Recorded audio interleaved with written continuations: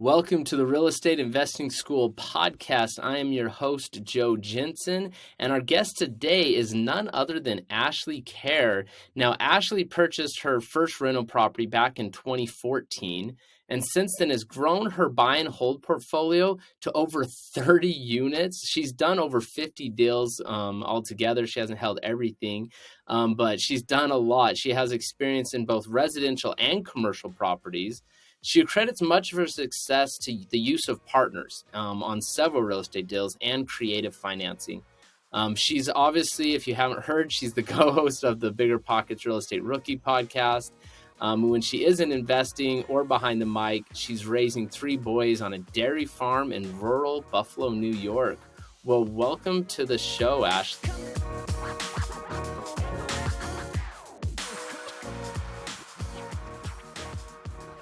Are you in New York right now? Yeah, I am. Just outside of Buffalo. That's awesome. How long have you lived on that dairy farm out there? Since I was 20.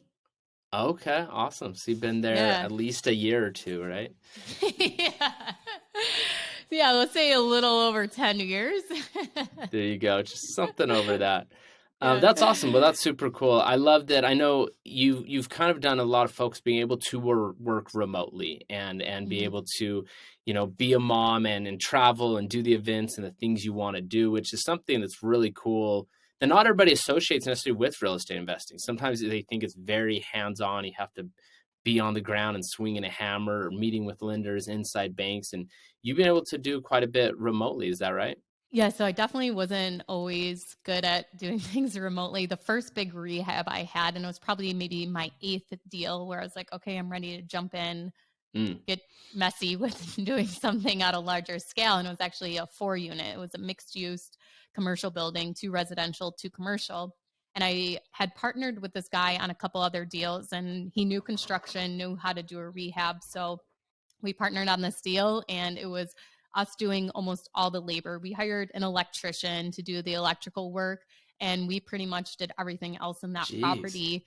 And it happened during COVID, which I think worked out so great for us that we started construction on this property in like the end of January. And so by March, we were full blown into this project, and we got to spend every day there with no interruptions. He was a landscaper by trade. And so during the kind of the winter months, there's no landscaping. And then his jobs were all delayed because nobody wanted to be in contact with anybody else. And so he was able to work alongside me, and he taught me everything to do. And there's some things he'll say was useful to have me there, and sometimes he'll say it was more of a frustration. But that was how I learned doing major rehabs. And we ended up buying another house immediately after that. And that was where the big realization came in. I do not want to do this all the time. I don't want the project to be dependent on me and my business partner being there doing the work. And I had this mentor, Steve Rosenberg, who said, Ashley, you're going to get burnt out. You're going to get burnt out. You're going to hate it. You have to put systems in place so that you can choose to go and do the work if you want to, but you don't have to do it. Yeah, because that's a big project to bite off, doing this multi-use fourplex, that's a lot to do yourself. And a lot of times we hear as people start to grow, it's like, oh, you need to delegate this, you need to delegate that, outsource this, create these systems. What would you say to where's that gap? Because a lot of people are like, well, I can't afford to hire out. But then if you're doing it all yourself, you are going to get burned out, and it's going to be slow and expensive and time consuming. So how did you find that bridging that gap as you could start to not have to do it yourself? Yeah, and honestly, I'm still figuring that out on projects. But yeah, I still see you swinging hammers on social media. A lot of times it is just for social media where I'm like my partner take a picture of me. But I did this reel a while ago where it was here's what Instagram shows, and then here's what I'm really doing. Drinking a White Claw or whatever, watching somebody else do the work. But I like that one. Yeah, I mean, there's a couple projects recently I helped. It was probably, I don't know, over the summer, I think, helped tile a shower just because we needed to get it done, and I can do that, whatever, and it's just easier. But I think looking at yes, it's cheaper to do it yourself, but look at the time that you're giving up. What is that cost of your time? How much are you worth an hour? What is your hourly rate if you were going to go and do another job or another task? Can you make more than what you would pay a contractor to actually go and do that? And for me, it's going to take me longer. I'm not skilled or experienced. So the holding cost of holding a property. That's what I was thinking of. Yeah. And that's, I think, like looking at those things, that it actually makes more sense. Like, yeah, I can look at my materials budget and be like, it's cheaper for me to do it. But when I add in the holding costs, the mistakes that I'll make, that I'll have to go in and fix and, amend, or even longer down the road if I do something wrong. And then, it's like, oh, here's a, $50,000 expense that came up because Ashley didn't waterproof the tile shower correctly before she tiled it. Now there's water damage on the walls. We got to rip everything out. So I try and think about that too, but just running your numbers based on what your estimate and your budget is. So that's where I had to learn a lot. And I've taken on partners to really help with that part of it, of building out the scope of work and making sure my offers allow for me to hire contractors. What's up, guys? It's Brody Fawcett. Hey, I just want to jump on here really quick and say thank you for tuning in and listening to the show week after week. It means so much to us.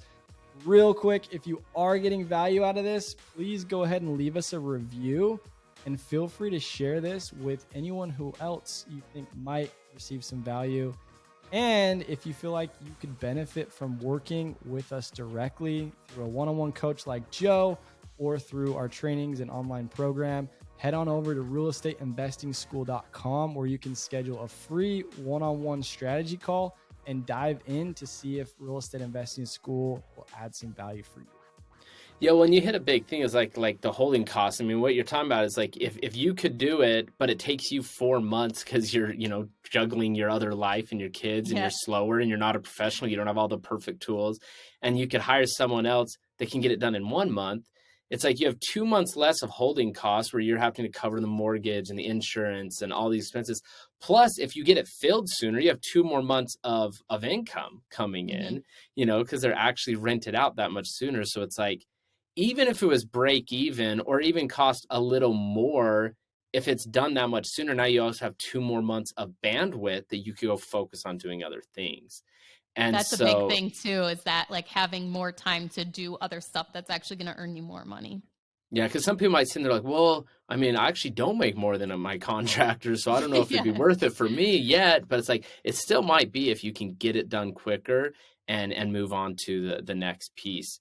And even if, like, say, if it can get it to fit into the budget, it also teaches you good practices for the next deal and the next deal and the next deal. Because most people don't get into real estate investing to do personal rehab construction. That's kind of like a necessary evil to get it done. They want to do it to free up their time and money. But sometimes it's fun. Like I said, sometimes you want to get in there and do it, but it's your choice, is like what your mentor told you. Yeah, like having the option to choose. And you've been doing some rehabs on one of your, you've done a lot of the burst strategy stuff where you do buy it and rehab it. But you've been doing something kind of unique with remodeling cabins, like older cabins, and making them short-term rentals, or what's been your direction with the cabins? That's been cool. Yeah. So the first one we did was an A-frame property. And so that is currently a short-term rental where it's doing great so far. We aren't opening up the bookings until March 1st. So we're having bookings now up until August, from March to August. Nice. So that's been really great to see people booking so far in advance, because our other short-term rentals, our lead time within like the past 6 months have decreased so much, where we're seeing people book out like more than 3 months. And now it's like 3 weeks and somebody books. So we were really nervous about that, but this property is doing great. We tried to make it more of an experience property and something unique, where our other properties are more of just like convenience. So we bought another property that has 2 cabins on it and 3 ponds, and it's 30 acres. And this property, we had to pivot on it. So the original plan was to rent out one of the units and then turn the other unit into our office. So as interest rates started to increase, we kind of looked at this and we're like, we're not going to be making as much money as we wanted to. So my business partner, he moved out of his house, turned his property into a great cash flowing property. moved into one of the houses, and he's been doing living in it and fixing it up, almost like a live-in flip, but we don't plan on selling it anytime soon. And then the other project, the other cabin on the property is being run by contractors, and we're finishing that up pretty soon, and that's going to be our office. But we also made it into a residential unit. So it has a full, beautiful kitchen, bathroom, 2 lofts for sleeping areas, and so we're going to be able to turn that into a short-term rental if necessary. If we decide we don't need the office, but also we have a lockout room.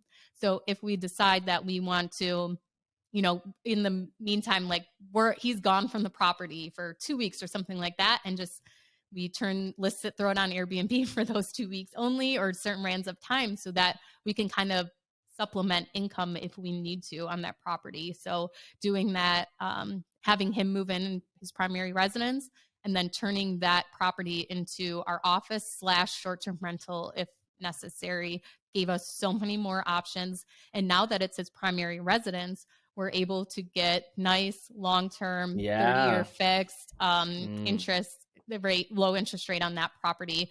And that became a huge advantage to us. And now we're looking at other ways, because it has the 30 acres, is logging a couple of the trees to bring in a little income. And then also setting up maybe like a couple RV sites or a glamping site, or we've been talking to a tree house builder, other opportunities we can do on that property. So it was meant to be a complete short-term rental, but we actually fell in love with the property. So I'm really glad he moved in, so that it's safe, that I can go over anytime and play around, and that it's our office. And then we have another cabin that we haven't started yet that's actually going to be a short-term rental that's by a ski resort. So it's going to be a little ski chalet. I love the fact that you're able to do that, right? Like, even when you started the story, I was excited. You're like, oh, we had to pivot. I'm like, oh, those are my favorite stories. It's one thing. Oh, we bought this thing and the numbers worked. We did it, and it cash flows. We're happy. It's like, we love those deals, right? Yeah. But we learn so much when we do have to pivot, and that's something that real estate allows. Like, you said, the fact that you're able to put primary residence financing on it. You know what I mean? There's been this new catchphrase, POP is the trademark right here. Okay. It's the power of the primary, right? The power of primary financing, that's really where the house hack becomes powerful, is the power of the primary financing. And that's cool that you're able to put it on such a unique asset, like a 30 acre, multi-unit. That's cool that you're able to lock that down. Now, you mentioned a lockout room. Is that just like a closet that you're able to lock up your valuables in for when you do short-term rental and not have to take it out of the unit? Is that what that is? Yeah. So it's actually going to be my podcast studio. So that was kind of the whole reason, because I used to be in a closet at my house here now, and now I've moved. I tore my ACL, my MCL, so I couldn't get my leg to bend to fit in that closet anymore. Oh, no. So then I moved everything. I'm at my dining room table now, so I kind of like shove it into a corner when I'm not recording, then pull it back out. So that was part of the reason for wanting an office, is to put a studio in there. So that will be like the lockout room. So like if there's anything personal in there or whatever, in the office or whatever, we'll just throw it into there. And we're pretty paperless, where we don't have filing cabinets and things like that when you think of an office. So it's more of just a place for our team to get together, a place separate from my house to go to get stuff done, and having the recording studio. That's awesome. I love that. That's so cool that you guys found ways to make that work. And it'll probably turn out better than your original plan anyway. It sounds like you've got a lot of options. Yeah, and I'm so excited that we get to keep the property, I guess. Like, even though it's my partner's primary residence, like, I feel like it's still ours, because now, we're not just fully renting it out, and we get to enjoy it. Like, it has the 3 ponds on it, and there's lots of opportunity there, I guess. Yeah. Let's talk about partnering. So that's been a key strategy for you in growing your long hold stuff and just learning, doing so many different things. And obviously on this deal that you've been describing, do you have like a lot of different partners, or have been just like a couple of key players that you just keep doing deals with, or what's kind of been your strategy at the beginning, and how has it transformed with partnering and leveraging those relationships? Yeah, so I have 3 key partners that I do business with, each of them still. And then I partnered with my sister on a house that she house hacked. And then I gifted my brother part of a duplex for Christmas one year. So I've had my brother and sister as partners, and then these three main partners. My first partner, he was a childhood friend, and I was actually working for his dad, who I was managing his 40-unit apartment complex. And I was like, look at what your dad is doing. Let's do this. And the reasoning was first of all, I was terrified. I was afraid that I could not do this successfully on my own. And he had the capital. I didn't have the capital. And so we partnered on that first house, and he was my first partner. And then I took on a second partner who was somebody I got to know, and he had a couple of rentals of his own. And we decided, you know what, let's do everything 50-50. So we put in 50 of the capital we needed. We, put ourselves on the mortgage. We made an LLC. We did, I did the property management. He did the maintenance side of things. And we did that for several properties. And then my most recent partner, the one that is making the property his primary residence, he just started working with me a year ago, or a year and a half ago, I think it was. And he worked construction. I was like, I just really need somebody to manage my projects and like be a project manager, things like that. And so we spent a while getting to know each other and things like that. And it came to the discussion that it would actually work better for him to be a partner on things than me to actually hire him. Mm-hmm. Getting to know him as a person, and like for me as a leader, like I suck at leading people, like having employees, I suck at it. Where if he's a partner, he's 50% responsible or whatever our cut is. And like, I don't have to like guide him and tell him like he's going to take more ownership because he is an owner. And Yeah. he's gotten burned a couple times. And so I knew with his mentality that would be better. And also I didn't have to pay him a salary. Like this was what he was doing to make money. And so he actually ended up quitting his job, and he's doing this full time with me, which has been really amazing. But yeah, I'm very, very tight knit with my partner selection, which I guess can be a good thing and a bad thing when it goes to growth and expansion. That's super cool. I love the idea of partnering with the contractor that's actually Yeah. working on the rehab, because that's obviously such like a vital part of the rehab that where things can go south really hard. Mm. And when they have skin in the game, you know what I mean? Then it's like it just seems like the incentives are aligned so much better than some of the trying to hire out good contractors, which can be difficult, as you've probably experienced. Yeah, and he actually on that A-frame property, I had gotten that under contract without him before we were partnering, and he worked on that project because he was laid off in the winter, and he worked on that project for free and did a ton of other things for me just to like prove himself to me. And so when it came time for him to go back to work, we figured out we're like, yeah, you don't have to, like this can work and you can supplement your income. And he's lived way below his means, so he doesn't have a lot of expenses. He's a Mm. military vet, so he has his health insurance covered, which is a huge problem, I think, for a lot of people when they do leave their job. Yeah, no, that's super cool.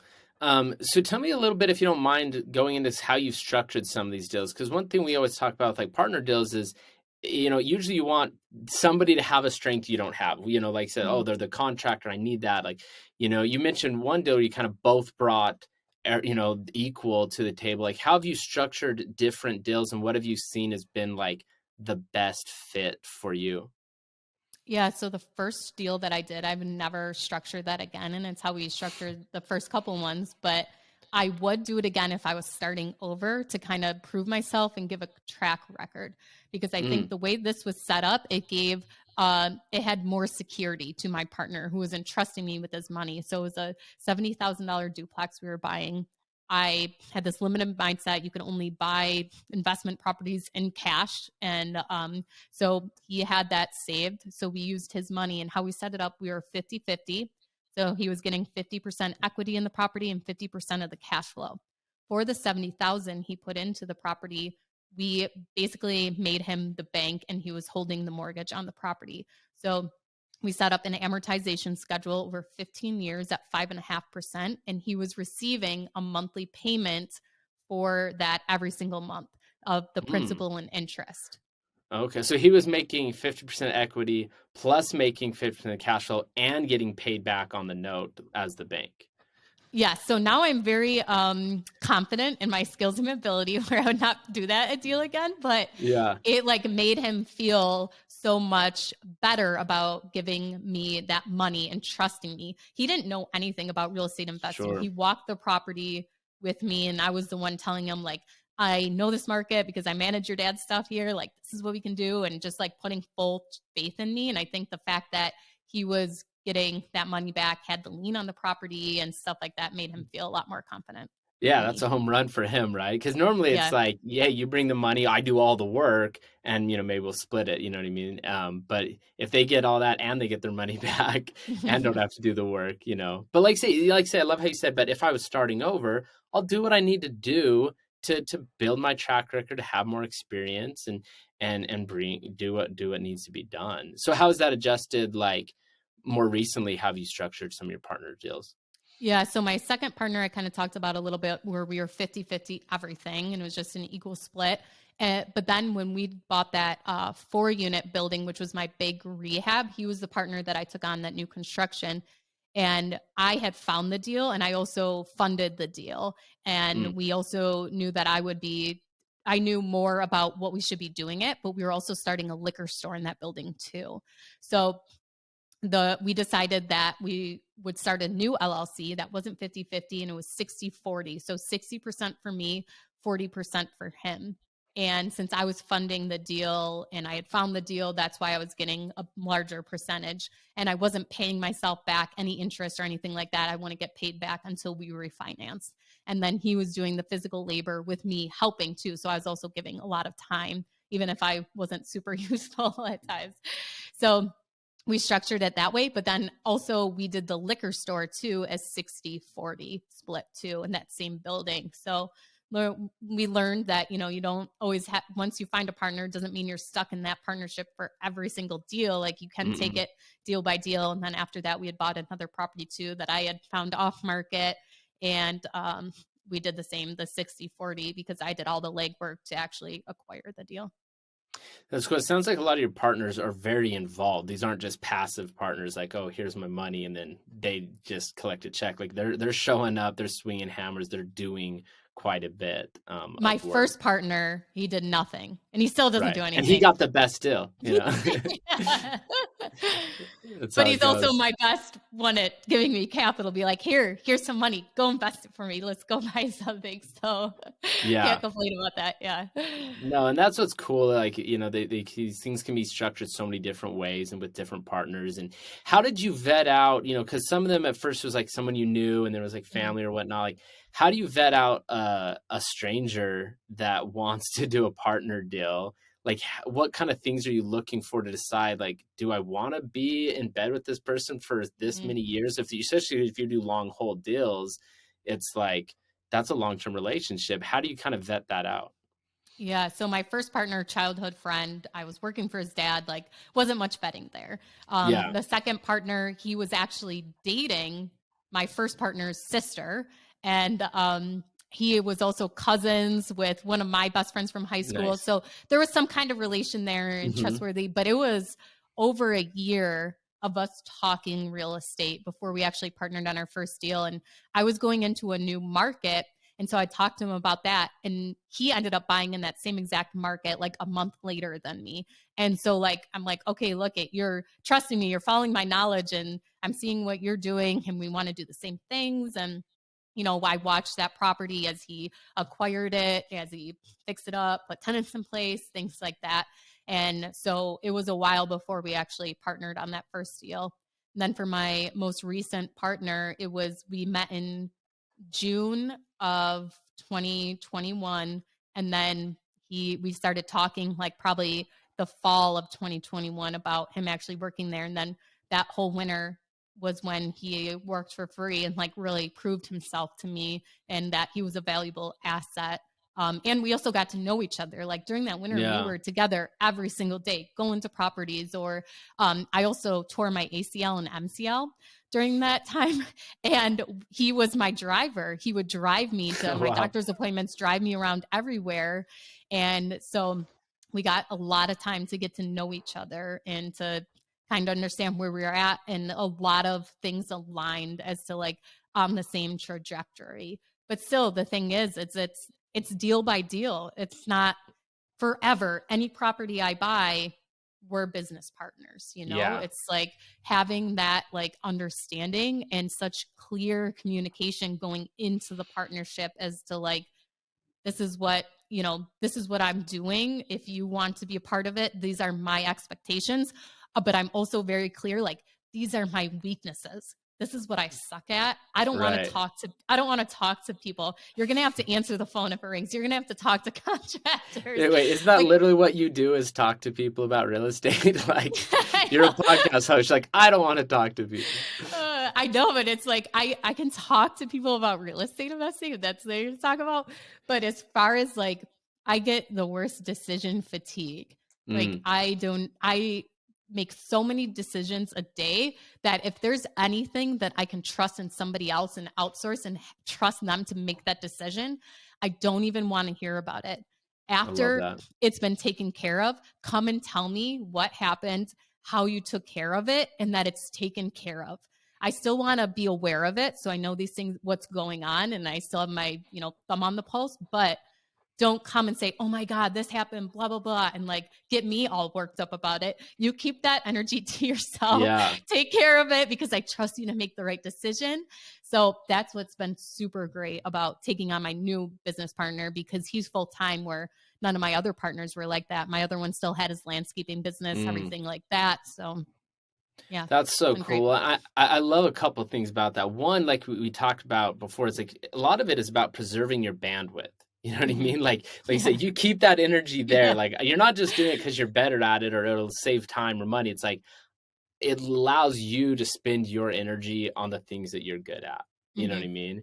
And I love the fact that you're like, I'm not, some people think, oh, well, oh my gosh, look at Ashley. She's done all this stuff. She's done so much. Like, I could never be that way because I don't know enough, or I'm not confident enough. And it's like, dude, there's still things you don't like.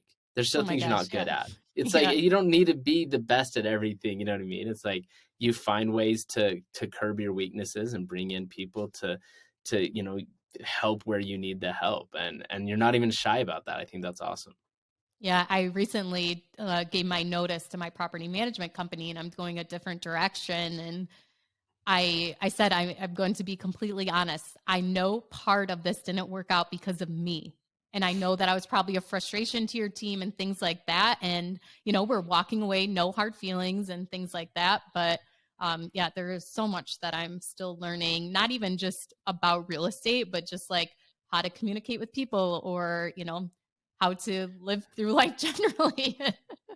Well, and it's funny how that goes, how the more you do in real estate, the more those are what real estate investing is about. I was just on the phone I bought a lot of land and I was trying to get a 911 address onto it, but it was like weird because they split the land and already had one. It was this really complicated situation. I'm like talking to this lady in like middle of nowhere, Texas about this, and she's trying to like understand it. And I like must have offended her, and she's like, don't yell at me. And I'm like, I'm not yelling, but like, okay. I was like, man, it's like, sometimes it's just keeping your cool and communicating smoothly with difficult situations is like a huge factor in real estate investing. That has nothing to do with running the numbers, which is what we always like to talk about. Right. And like real estate is way more of a people's, you know, like what's the word I'm looking for? Like a people business than you would actually think. Yeah.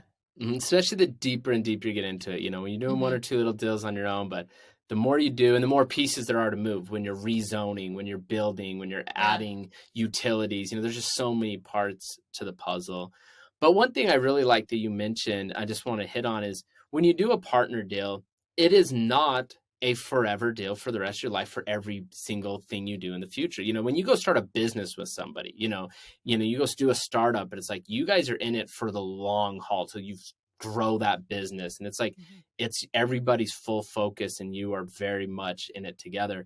When you do a real estate deal, like say, you do that one deal, that one way. And if you like it, maybe you do more. If you don't, you don't. Maybe the next one looks different, but it's not this lifelong. I just had a guy I was talking with doing a partner deal, and he runs a lot of businesses. And that's one thing we really liked. Like, well, let's just do one. If it works, cool. If we like it, we'll do another. If it doesn't, then we'll split ways. You know what I mean? And it's just so soft compared to like, let's go start a business together. You know what I mean? That's Yeah. like a It's like lot dating. bigger deal. Yeah, You date the person one property at a time. exactly. And some people think, oh man, like buying a property is a big deal. You're like, no, it's not that big of a deal. You know, that Yeah. is just a date. Just go through. Yeah. That's the experience to see. Yeah. If you want to keep dating and doing another one and another one. I know. But That's what I tell my partners. I'm like, you do realize that like I'm more financially tied to you because we own these properties together than you are with like your own wife. Like right? This is going to be more of a mess if we decide to split ways. For real. No, it's funny. It's like I just love how it makes things doable though. You know what I mean? To know it just I have this phrase that I always tell my students, I'm like, dude, just keep in mind this is one of 100. For every property, every partnership, everything you do, it's one of 100. It doesn't have to be the perfect ideal thing that you imagine from day one, the perfect short-term rental, you know. Right. Everybody wants that dream home and the perfect partnership where you're both gonna become billionaires together. It's like it's not always gonna be like that. Yeah. It's just one of 100. Just keep moving. Take action. And that's a big thing about partnerships is working with somebody where when those things do happen, where there's obstacles, there's hurdles that you like lean on each other and that you're still like a team. Like me and my business partner will like something goes wrong and stuff. We send each other the little fist bump emoji, like to remind ourselves that like we're a team. We can work through this together. You know, one person's having a bad day or whatever. And I think that's something I definitely learned in my second partnership when we were 50-50.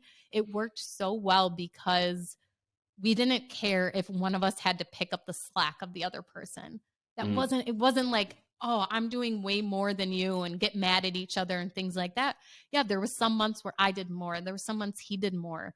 But if you're really going to nitpick who's doing more and how fair it is and things like that, then you need to separate and give each other, you know, okay, here's your responsibilities. You're getting paid X amount to do the property management. You're getting paid a leasing fee. You're getting paid $40 an hour to do a maintenance request or whatever that is, if you really think it's going to be nitpicky like that. But really having good relationship skills, communication, like my co-host Tony Robinson and I are writing a book on partnerships that will be released next year by Bigger Pockets. And yes, we like joke like, I hope people don't think this is like a dating book because I feel like some of these things could really apply to both.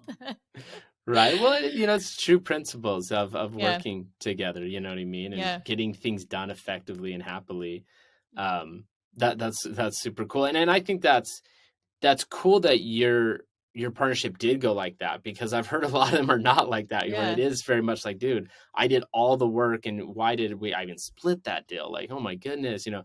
And the cool thing, like, you know, if you find a relationship like you where it does work, could do another deal together. Awesome. Yeah. You know what I mean? And if it doesn't work, it's like, okay, we'll just call it quits. Let's not do another deal together. You know, that didn't work out the way we wanted. Yeah. And that's okay. Let's just move on, like you did with your property management company. You know what I mean? And that's why it's important to, when you run your numbers, even if you plan on managing yourself or, you know, one partner's doing the maintenance, run your numbers as if you had to hire everything out. So that if it does come to the point where you guys are butting heads, it's not working, you can outsource everything to somebody else and your property is just running and you guys are each just collecting your check. Oh, I think that's such a key point and good advice for even not partnerships, even just on your own deals. If it's 100%, like run it with all that in there. Cause you know, your bandwidth and your time does matter. And if you're doing all the property management, all the labor, and you're thinking you're getting this kind of return, but you're like, wait, if I put how much I'm doing, like this still's not as good as it appears, you know? So I think that's really good advice. Yeah, I interviewed this 17-year-old today. She already has 2 rental properties. Okay. And she partnered. How's that even possible? She partnered with her parents. So she pitched to her parents, did a whole deal analysis, everything. So she said that though her and her boyfriend are doing the property management on the properties.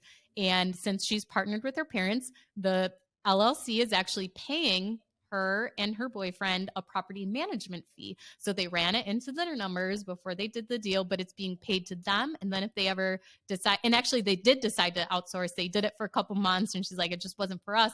Then they outsourced it, but they already had that fee baked in even when they were self-managing. Yeah. That's super cool. 17-year-olds can be on LLCs. You don't have to be 18. No, when she turns 18, she's like 18 in a couple months, then she gets put onto it, but they had created the LLC. Yeah. That's awesome. Good for her. I mean, what a cool way to good parents educating them young, right? At 17. Yeah, and honestly, so cool. I feel like after listening to her, I'm pretty sure she educated her parents and they were like, wow, yes, this is a great idea. That's awesome. Yeah. Even better. That's great. Well, I look forward to hearing that one. That's super cool. So obviously, Ashley, you've had a ton of success. You've done quite a bit of different things. What are some of the failures maybe you've had, like where a partnership did go south and looking back, if you'd done X, Y, and Z differently, it would have been better. Or if maybe it wasn't a partnership, maybe just a certain deal. I feel like a lot of the deals we hear about that go south is the budget went over and, holding costs are too expensive or whatever, on like flips or burrs or whatnot. But I don't know if you have anything beyond that or even just those that you've kind of had some hard lessons learned that we could benefit from not having to do ourselves and let you take the hard part. Yeah, there's no point in recreating the wheel. Right? From others. So I'll have 2 examples I can give, and one is partnering and the other one is going over budget on a rehab. Perfect. So the first one was a house hack I did with my sister. She was graduating college.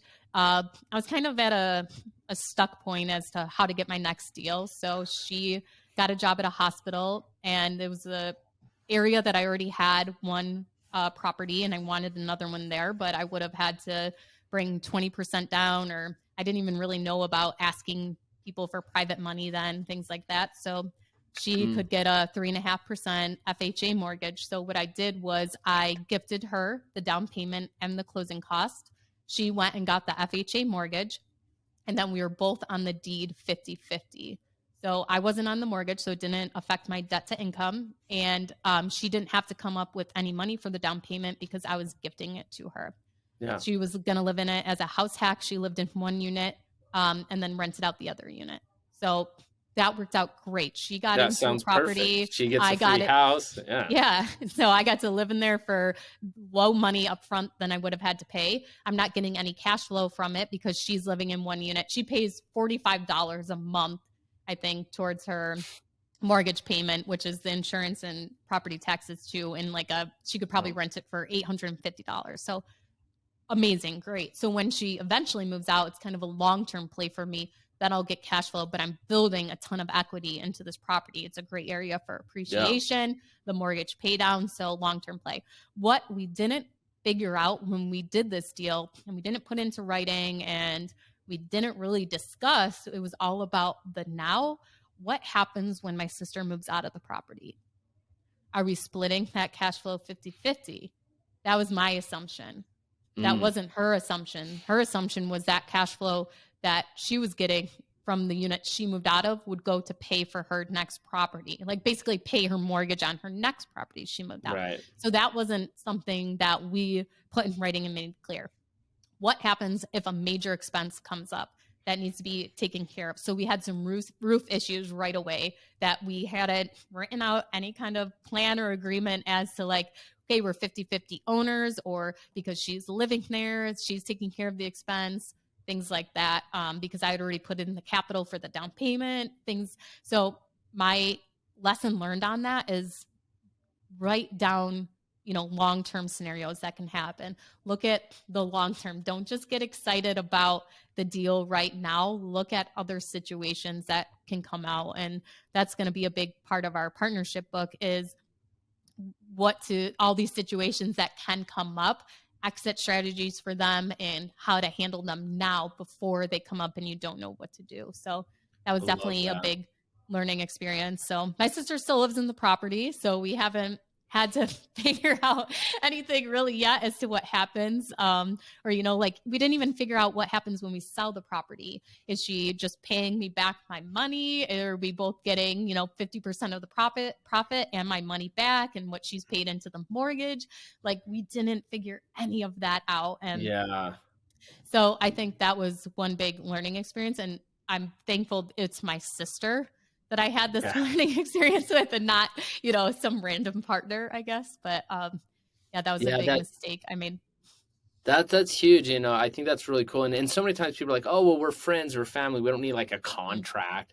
It's like, I Mm-hmm. have this phrase, I'm like, contracts keep friends friends. Yes. And it's not about litigation. Everybody thinks about contracts like, oh, what, you're going to take me to court? And, it's like, no. Like, I almost never use a contract because I'm planning on litigating. I use a contract to get us on the same page so we have something to reference if our memories don't match up. Yes. You know what I mean? Like, Mm-hmm. and it's that simple. It's not about litigation. It's not about attorneys or lawsuits or court. It's about taking the time to go through those questions that neither of you thought about, and then having an agreement, like, so that you can reference, and look back on, so that you are on the same page, because memories will change. You know what I mean? You Yeah. will remember things Yeah. falsely. I had a tenant that, I think I just mentioned this on another podcast, but it's like, I had forgot that they had paid first and last month's rent. I thought they'd only paid their first month's rent, and I gave them some deal to move in. And luckily, we were able to look back on the documents, and it was right there, and it showed they had paid it. So I was like, oh, okay, you're good to go. It was just really, really simple. But if we hadn't written it down and had it been like outlined, we both were like, well, no, you're trying to screw me. No, you're trying to screw me. You know what I mean? It's like, memories are different sometimes, I've actually, with my property management company, I've never, ever talked on the phone to my property manager. Never. Everything is done through email.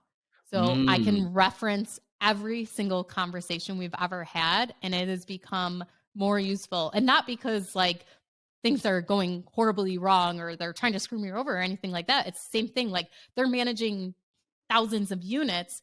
And, here I am, just a small piece of that 1,000 units. And so like, that's one thing that I implemented that has been a game changer for me, is doing a lot of correspondence through email to have that everything saved to reference to go back. I love that. I do a lot of self-managing my properties. Mm-hmm. And I'm just thinking, wow, I want to do that with my tenants. Like, keep it all Yeah. on email. One, it Yeah. frees up your bandwidth. You're not taking annoying phone calls where it's like, Yeah. they're just, you're both just talking longer than needs to be talked. Yeah. But like I said, it documents it, it tracks it, and you Mm-hmm. can just look back on that thread. That's powerful. I think that's a really good tool to implement in a lot of situations. That's awesome. I'll go through my other one real quick if you want my other learning experience with the bad. Perfect. Okay. So it was actually the A-frame we did. We went $40,000 over budget. So this was a $50,000 property. So $40,000 over budget was a lot. And it was, the biggest piece was I hired contractors that wanted to be paid hourly. And it was actually my business partner, somebody he knew, and he, he's like, this is going to be fine. Like they can start now. They've done these other jobs, and we talked to a couple other people, got referrals from them and everything. And I did not listen to my gut, and I went against the rule that I always have. You get a estimate, you get a bid from the contractors, like you don't do hourly. And I allowed it, and I went against everything I believe in, and it went great at first, and then it just like, oh my God, this project is dragging on and on and on. And then finally I was just like, I am bleeding dry here. And I fired them. I got rid of them. Obviously I made my partner do it because I don't like confrontation, but so we had to start over, and that's why it was so great having a partner that knows construction, because he immediately stepped in to start taking on some of the projects that were going on in that property. And then we were able to, get skilled contractors instead of just having a GC there anymore, having skilled contractors come in and like do the flooring and finish up the HVAC and different things like that. But that was a huge learning experience to me, is like, stick to your guns. Like, don't vary from what you know is right just because you think this one time it will work out. So that cost us a lot of time in holding costs because the project went so much longer. And also just that we were paying them so much, this crew so much, that it took so much longer to be done.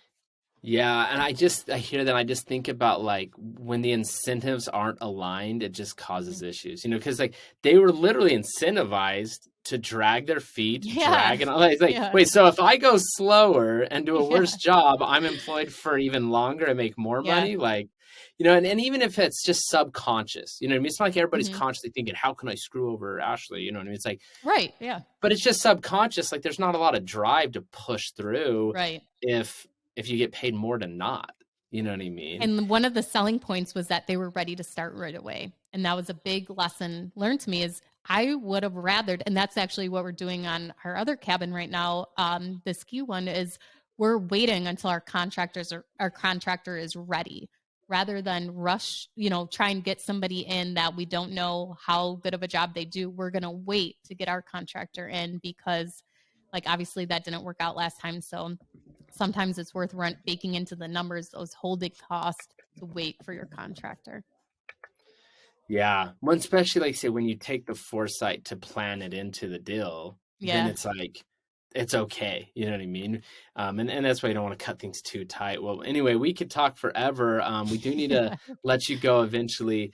I want to ask you if you have any specific kind of guiding principle or habits that you've put into place over the past, almost decade of real estate investing that have really helped, you get you where you're at. Yeah, I think the biggest thing is networking, but also being intentional about intentional about those networking opportunities. So there was a period of time where I was traveling all over, going to every event I could get my hands on Mm-hmm. because I had that FOMO that I'd miss out on an opportunity of meeting someone or networking with them. So one thing I've learned is not to say yes to every opportunity because it's not always an opportunity. So that would be my first thing is like really guard your time and look at the things that will, bring you opportunity or where you can really add value to someone else. That's also an opportunity when you can provide that value to someone else. I think that's really powerful is like be intentional about what you're doing. And that's the thing, we live in a world, I mean, I remember, I don't know, decades ago, I don't know, 20 years ago or something like that. I'm listening to like cassette tapes or old burned CDs of like Jim Rohn. And I'm like, who is this guy? Like, this is such Yeah. incredible content. It's like the first like speaker that just talked about these kind of mental self-help Mm-hmm. development stuff. Now we live in a world that's just bombarded with I mean, the only reason I information. know about Jim is from Instagram because that's, Exactly. It's quoted everywhere. everywhere, and back then it was like it was so precious. I was like, this is gold because I had no Yeah. other source to learn that stuff.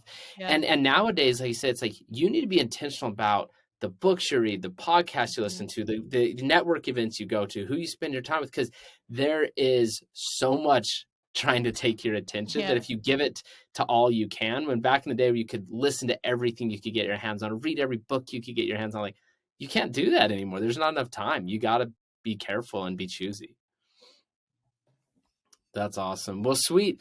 Well, we do want everybody to be able to follow you. What's the best way for people to keep in touch with you? And then we'll go into our final 4 questions and any last thoughts you have that you want to share with everybody. Okay.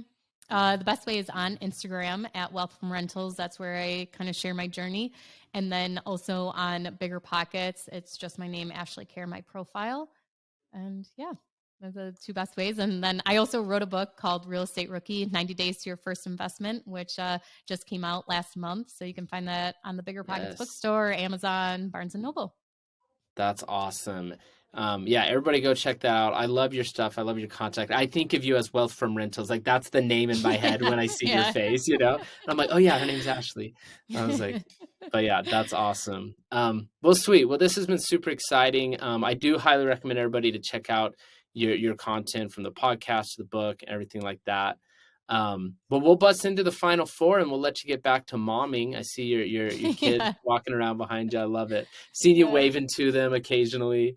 So Yeah, they just got home from school, so that was when they came in. Yeah. I love it. Say hi, buddy. Can you say hi? He said. Hey, there you go. That's great. Awesome. Well, sweet. Well, we'll bust into these final 4, Ashley, and we'll let you go. So first question, what is a non-real estate related bucket list item you've recently checked off or excited to check off next? So recently that I checked off was taking my mom on vacation with me to be my nanny. So giving her the all-inclusive treatment of flying her to Florida with me, staying in a nice hotel, and then giving her the access to the room charge to eat and drink anything she wanted. So that was a bucket list item for me, is to be able to bring my mom with me to travel. So hopefully that can happen more frequently. I love that. That's awesome. And then question number 2, what book are you currently reading? I actually got tricked into this book by AJ Osborne. So he's a self-storage investor, and Yep. I look up to him so much. And so he posted on his story a picture of a book that he just read, and he said, "This is so great." And I think he said maybe it was his second time reading it. And so I immediately went on Amazon, ordered it. It's called A People's Tragedy, and it's about the Russian Revolution. What he did not disclose on his Instagram, that it is about 800 pages long. So I immediately texted him. I'm like, I ordered that book, but I'll let you know next year when I finish it how it is. So, guys, and I have no problem reading long books, but like this is like deep, and it's a heavy read, I guess to say. But it's good so far. It's very, very interesting to read. You're like, when my kids graduate high school, I'll let you know how that book went. Yeah. That's awesome. That sounds like a heavy book. Really interesting though. Okay, question number 3, Ashley, what content or book or podcast or course or YouTube channel, etc., besides the ones that we're associated with, would you recommend? So for somebody getting into short-term rentals, I'd recommend my co-host, Tony Robinson, and his wife, Sarah Robinson. They have a YouTube channel called The Real Estate Robinsons. Mm-hmm. And I've recently gone to 2 of their short-term rental summits they host. And I only have 4 short-term rentals right now. And I learned so much information from them. So that would be a great value add to anyone wanting to do short-term rentals. I love that. I love his stuff. We've had him speak with the school a couple times, and he's got really good stuff. So check that out. Okay, last question, and then we'll let you go. If you could send a message to the whole world, everybody's phone goes off, they got a text from Ashley, what's it going to say? Well, this one I really struggled with when I was reading it, and I didn't really come up with a great answer, I don't think, but it would have to be something along the lines of Bigger Pockets, like even maybe just the link to it, and then something about that says like, do you want financial freedom? Are you sick of your job or something like that? And I just think investing in real estate is such a powerful tool, and there's not enough people that even know about it. There's a large amount of people that they know about it, but they haven't taken action yet. And yes, that's such a hard thing to do, is take action, but there's an even larger amount of people that don't even know that this is an option. And it's just completely changed my life. So I know I should say like, everybody be happy and have world peace. No, I love that. I had 2 thoughts at that. One, I think like I said, real estate is so powerful. Like I said, not enough people know about like people even buying their own primary home or just owning one. Like you don't have to go buy 40, like you did, and have it like you buy 1 or 2 and it's going to change your life over the course of your life. Like it's that powerful. So people do need to know more. And I was just going to say, Bigger Pockets has been amazing because the question used to be like, what got you into real estate? It was Rich Dad, Poor Dad, right? And that's still a very popular, book, a very popular response. But more and more I'm hearing just like, I started listening to Bigger Pockets. Right. And it's like the heart and soul. It gets you going, it makes you think about it. But hopefully people can actually take it and make those next steps. So there's lots of resources out there now, but I love that. That's so great. Ashley, thank you so much for your time. Nice to see your boys joining you. We'll let you get back. They really cruised in here, huh? I love it. I've got a 4-year-old and a 6-year-old myself. So I love seeing it. Yeah. Well, great. Well, this is, without any further ado, this is Joe Jensen signing off for the Real Estate Investing School podcast, reminding you to be intentional.